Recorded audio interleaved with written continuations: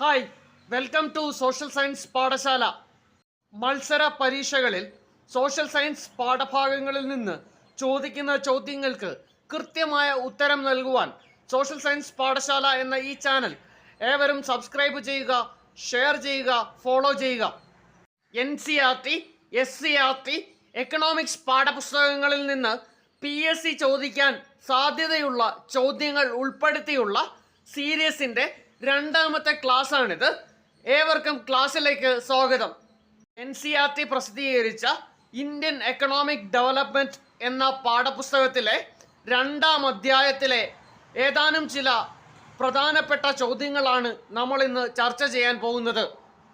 ഈ പാഠപുസ്തകം സ്റ്റേറ്റ് സിലബസിൽ, കേരള സ്റ്റേറ്റ് സിലബസിൽ 11ാം ക്ലാസ് വിദ്യാർത്ഥികളും CBSEയിൽ 12ാം ക്ലാസ് വിദ്യാർത്ഥികളും പഠിക്കുന്ന പാഠപുസ്തകമാണ്.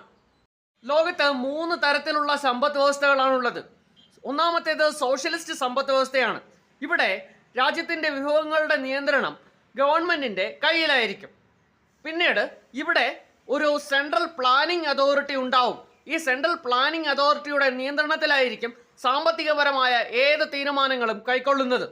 അടുത്ത സമ്പദ് വ്യവസ്ഥ ക്യാപിറ്റലിസ്റ്റ് സമ്പദ് വ്യവസ്ഥ, അതായത് മുതലാളിത്ത സമ്പദ് വ്യവസ്ഥ. ഈ സമ്പദ് വ്യവസ്ഥയിൽ രാജ്യത്തിൻ്റെ വിഭവങ്ങളുടെ നിയന്ത്രണം സ്വകാര്യ വ്യക്തികൾക്കായിരിക്കും.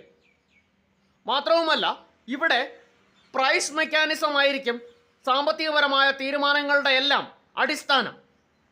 ക്യാപിറ്റലിസത്തിൻ്റെയും സോഷ്യലിസത്തിൻ്റെയും പ്രത്യേകതകൾ കാണാൻ കഴിയുന്ന സമ്പദ് വ്യവസ്ഥയാണ് മിശ്ര സമ്പദ് വ്യവസ്ഥ, അതായത് മിക്സഡ് എക്കോണമി. ഇന്ത്യ സ്വാതന്ത്ര്യത്തിന് ശേഷം മിക്സഡ് എക്കോണമിയാണ് തിരഞ്ഞെടുത്തത്. സോഷ്യലിസ്റ്റ് സമ്പദ് വ്യവസ്ഥയിൽ ഒരു സെൻട്രൽ പ്ലാനിംഗ് അതോറിറ്റി ഉണ്ടാകും എന്ന് പറഞ്ഞുവല്ലോ. ഈ സെൻട്രൽ പ്ലാനിംഗ് അതോറിറ്റിക്ക് ഉദാഹരണം ഇന്ത്യയിലെ പ്ലാനിംഗ് കമ്മീഷനാണ്. 1950 പ്ലാനിംഗ് കമ്മീഷൻ നിലവിൽ വരുന്നത്. ഇന്ത്യയിൽ പഞ്ചവത്സര പദ്ധതികൾക്ക് ചുക്കാൻ പിടിക്കുന്നത് ഈ പ്ലാനിംഗ് കമ്മീഷനാണ്.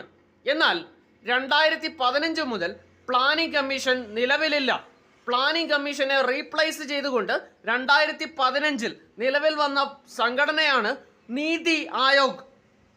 ബ്രിട്ടീഷ് ഇന്ത്യയിൽ 3 തരത്തിലുള്ള ഭൂനികുതി സമ്പ്രദായങ്ങളാണ് ഉണ്ടായിരുന്നത്: സെമീന്ദാരി സിസ്റ്റം, മഹൽവാരി സിസ്റ്റം, റയറ്റ് വാരി സിസ്റ്റം. 1793 പെർമനന്റ് സെറ്റിൽമെന്റ് ആക്ട് പ്രകാരം ലോർഡ് കോൺവാലിസ് പ്രഭു നടപ്പിലാക്കിയ ഭൂനികുതി സമ്പ്രദായമാണ് സെമീന്ദാരി സിസ്റ്റം.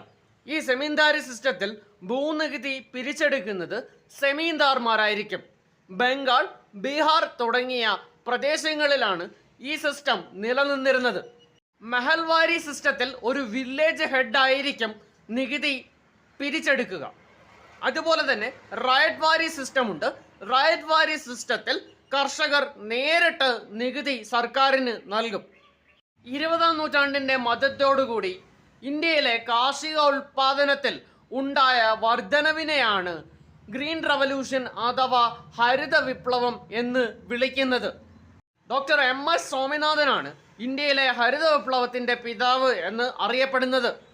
അത്യുൽപാദന ശേഷിയുള്ള വിത്തിനങ്ങൾ, ഇറിഗേഷൻ ഫെസിലിറ്റീസ്, കെമിക്കൽ ഫെർട്ടിലൈസേഴ്സ് എന്നിവയുടെ ഉപയോഗത്തിലൂടെയാണ് ഇന്ത്യൻ കാർഷിക രംഗത്ത് ഉൽപാദന വർധനവ് സാധ്യമായത്.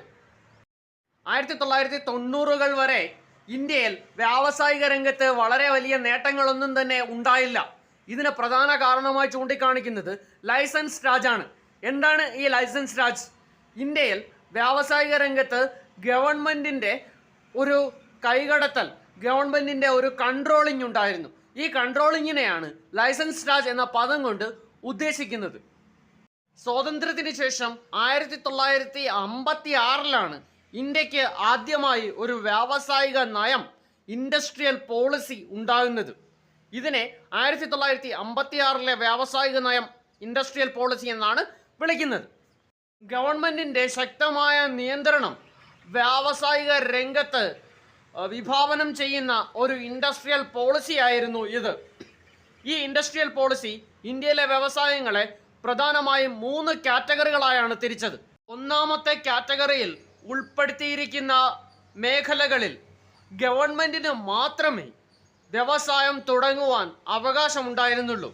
ഉദാഹരണം ഡിഫൻസ്, രണ്ടാമത്തേത് റെയിൽവേ, മൂന്നാമത്തേത് അറ്റോമിക് എനർജി. ഈ മേഖലകളിലൊന്നും തന്നെ പ്രൈവറ്റിൻ്റെ യാതൊരുവിധ സ്വാധീനവും ഗവൺമെൻറ് അനുവദിക്കുന്നതല്ല. രണ്ടാമത്തെ കാറ്റഗറിയിലും ഗവൺമെൻറ്റിന് തന്നെയാണ് സ്വാധീനം കൂടുതൽ. എന്നാൽ ഇവിടെ ഗവൺമെൻറ്റിൻ്റെ പ്രവർത്തനങ്ങളെ സപ്പോർട്ട് ചെയ്യുവാൻ മാത്രമായി ഗവൺമെൻറ്റിൻ്റെ പൂർണ്ണമായ നിയന്ത്രണത്തിന് കീഴിൽ സ്വകാര്യ പങ്കാളിത്തവും അനുവദിക്കും. ഉദാഹരണം chemical fertilisers industry, transport industry. മൂന്നാമത്തെ കാറ്റഗറിയിൽ സ്വകാര്യ വ്യക്തികൾക്ക് കുറച്ചുകൂടി പ്രാധാന്യം നൽകുന്നുണ്ട്. കൺസ്യൂമർ ഗുഡ് ഇൻഡസ്ട്രിയൊക്കെയാണ് ഈ മൂന്നാമത്തെ കാറ്റഗറിയിൽ വരുന്നത്. ഇവിടെ സ്വകാര്യ വ്യക്തികൾക്ക് ഗവൺമെൻറ്റിൻ്റെ കർശനമായ നിയന്ത്രണത്തിൻ്റെ കീഴിൽ പ്രവർത്തിക്കാൻ സാധിക്കുന്നതാണ്. ഇന്ന് നമ്മൾ ചർച്ച ചെയ്ത ചോദ്യങ്ങൾ ഏവർക്കും ഉപയോഗപ്രദമാകും എന്ന് വിശ്വസിക്കുന്നു. ഇതിൻ്റെ തുടർച്ചയായി അടുത്ത വീഡിയോയിൽ വീണ്ടും കാണാം. Thank you for watching.